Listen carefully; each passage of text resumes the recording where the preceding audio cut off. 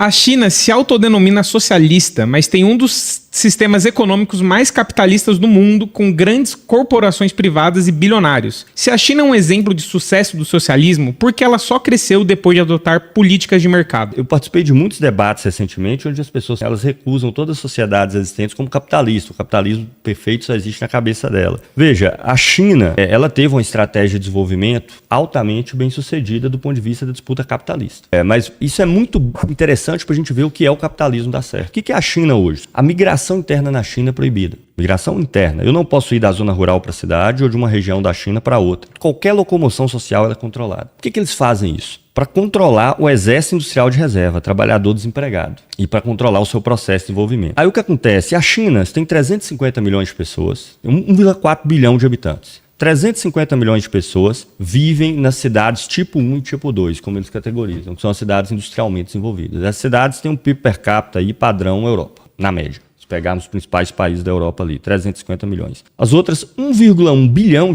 o PIB per capita é padrão Nigéria, que é metade do Brasil. Mais de 1 bilhão de pessoas na China vivem numa situação social similar à Nigéria, que é metade do PIB per capita brasileiro. Então você pode perguntar, esse capitalismo chinês deu certo? Ora, para o capital chinês, tanto a parte estatal quanto a parte privada, foi um processo exitoso. A China hoje é uma potência que está no interior da disputa capitalista mundial. Agora, a classe trabalhadora chinesa, mais de 1 bilhão dela, está numa situação similar à da Nigéria e pior, eles não podem nem disputar os empregos nas grandes cidades, porque eles não têm possibilidade de se locomover. Então você cria uma indústria lá com 40, 50 mil novas pessoas e aí você vai se candidatar para sair daquela região paupérrima onde você está e ingressar numa daquelas cidades tipo 1 e tipo 2 que tem na China. É uma ótima questão. O capitalismo dá certo isso, ele dá certo para alguns, evidentemente, e para a enorme minoria. O que se reflete nos dados que são baseados em média e cria essa distorção entre países, porque há uma enorme distorção de valores dos países da periferia, que não tem a propriedade das grandes empresas, para os países centrais. Então, essa migração de valor aí possibilita países como os Estados Unidos, França, Alemanha, Japão e agora a China entrando na jogada, possa ter uma situação favorável em relação a outros países do mundo, porque a exploração aí se manifesta também nessa escala global. Então, a China deu certo para quem? Em que sentido? Para mais de 1 bilhão da sua população, não.